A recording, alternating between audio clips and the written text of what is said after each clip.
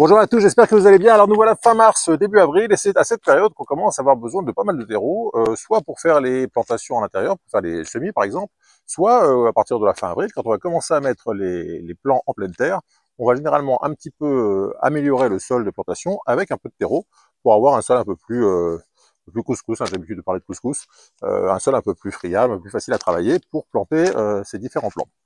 Alors pour choisir le terreau, c'est vrai que chaque année à cette période, je reçois pas mal de questions de gens qui me disent je dois faire mes plantations, dans quoi, quel terreau choisir, comment choisir un bon terreau.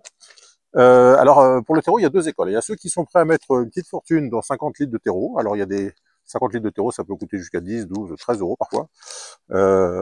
Pourquoi pas, moi j'ai rien contre.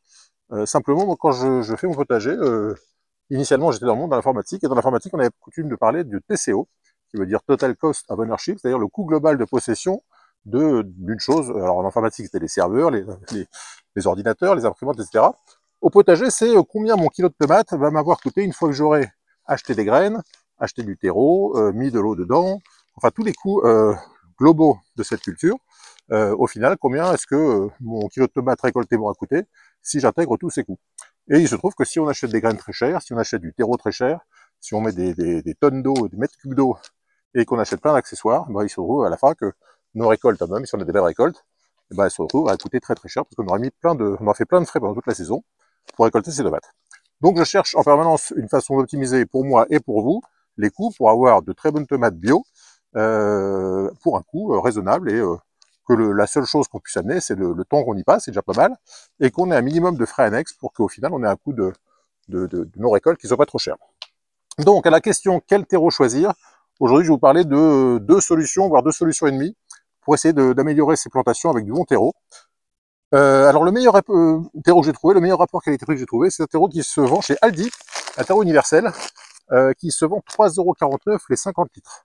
Alors c'est pas très très cher, parce que ça fait grosso modo 7 centimes le litre. C'est un des terreaux les moins chers qui soit. Et malgré ça, c'est quand même un excellent terreau. Alors pourquoi? On va regarder la composition qui est indiquée derrière. Alors voilà à quoi ça ressemble.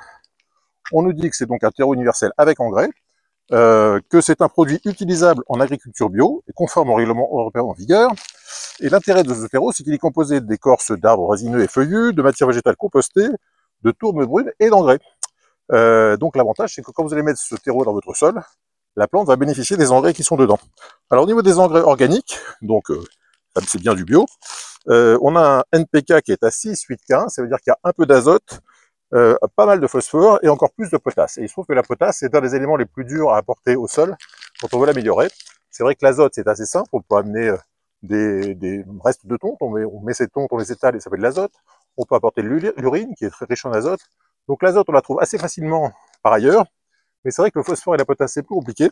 Et avec ce terreau, donc en 6, 8, 15, on apporte le phosphore et la potasse, qui font qu'on aura tous les éléments. Je vous parlerai bientôt d'une loi qui s'appelle la loi de Liebig, qui dit que quand vous apportez différents éléments à votre sol, même si vous apportez beaucoup d'un élément et pas assez d'un autre, ben, il va y avoir une sorte d'effet plancher, et que même si en apportant beaucoup d'azote, par exemple, si vous n'avez pas assez de phosphore ou pas assez de potassium, tout l'azote que vous pourrez apporter ne servira à rien. Donc là, je trouve que ce terreau, pour ce prix de 3,49 € les 50 litres, va apporter le bon taux de NPK, va apporter une bonne rétention en eau, va apporter un bon taux de matière sèche, on a 35%, 45% de matière organique. Et donc, je trouve que ces 3,49 €, c'est pas très cher payé pour ce genre de choses. Alors vous allez me dire, 3,49 € c'est pas cher, mais il se trouve que c'est un produit qui a quand même subi l'inflation, puisque ce sac-là, je me rappelle qu'il y a encore 3-4 ans, il était vendu 2,49 €, et que maintenant il est à 3,49 €, donc ça fait quasiment pas loin de 50% d'augmentation. Mais malgré tout, même avec cette augmentation, même avec cette inflation, je trouve que ce rapport qualité-prix est excellent. Et donc, le seul inconvénient de ce terreau de chez Aldi, c'est qu'il n'est pas disponible toute l'année. C'est au moment de la grosse saison du potager, du jardin, les magasins Aldi le proposent. Mais si vous y allez au mois de, je sais pas, au mois de juin ou au mois de septembre, vous n'en trouverez pas. Donc la fin mars, à partir de demain mercredi, vous trouverez ces terreaux en magasin. Alors je précise quand même que c'est pas du tout un partenariat, hein, j'ai aucun rapport commercial avec Aldi, mais simplement j'essaye de faire un petit peu la veille des différents produits pour essayer de trouver les produits les plus intéressants pour vous. Et si cette semaine, donc fin mars, début avril, vous avez la possibilité d'aller chez Aldi pour acheter ce terreau, c'est le meilleur rapport qualité-prix que vous trouverez pour améliorer vos sols avec les engrais, avec une bonne une bonne texture. Et voilà, c'est le terreau que je vous recommande. Alors si vous n'êtes pas en saison et que vous n'arrivez pas à trouver ce terreau, parce qu'encore une fois il est disponible qu'à certaines périodes de l'année, le deuxième terreau que j'aime bien, c'est ce terreau qui est vendu chez Castorama, qui s'appelle Verbe, et qui là encore est intéressant parce que il est enrichi en engrais, comme la majorité des terreaux. Alors celui-ci, ils nous disent qu'il est en NPK 14, 16, 18, donc il est encore plus riche en engrais, quasiment le double, hein, puisque celui-ci était à 6, 8, 15, et celui-ci était à 14, 16, 18. Il a aussi également une très bonne texture. Il est, enfin, il y a pas mal de tourbes, donc c'est vraiment un produit de qualité. L'inconvénient, c'est qu'il est un peu plus cher, puisque je crois que celui-ci, alors il y a une offre où si on achète 3 sacs, c'est-à-dire 150 litres, on peut toucher les 150 litres pour environ 13 euros. 13 euros, c'est le prix de 200 litres ici. Mais bon, on va dire que pour 5 euros environ le sac, c'est un terreau d'une très bonne qualité qui a l'avantage d'être disponible toute l'année. Et donc, si vous ne trouvez pas ce terreau de chez Aldi, ce terreau universel, je vous recommande ce terreau vert qui est, encore une fois, bien riche. 14, 16, 18, c'est vraiment un terreau qui est boosté et qui vous permettra d'avoir de très belles récoltes au potager. Dernière chose, si vous n'avez pas envie d'acheter des produits parce que vous trouvez que c'est quand même trop cher, mais vous pouvez quand même améliorer votre sol, il y a une chose qui est très intéressante à faire, que je fais assez régulièrement, c'est de récupérer vos vieux sacs de terreau et d'aller dans les ranchs, dans les centres équestres de votre région. Il y a des centres équestres à peu près partout en France, et de demander aux propriétaires si vous pouvez récupérer du crottin de cheval. Alors c'est évidemment pas aussi, on ne voudrait pas dans le crottin de cheval, j'aurais pas du 14, 16, 18 en NPK, hein, c'est beaucoup moins riche, mais disons que c'est une manière d'amender ses sols, de les améliorer, pour un coût zéro. Et alors il faut qu'il soit bien mûr, il ne faut pas qu'il soit en boule compact, il faut qu'il soit, s'il peut avoir un an ou deux, c'est super. Et c'est une manière d'améliorer ses sols avec des apports de NPK beaucoup moins importants, mais totalement gratuits. Donc voilà comment on peut améliorer ses plantations, améliorer son sol à vraiment des plantations.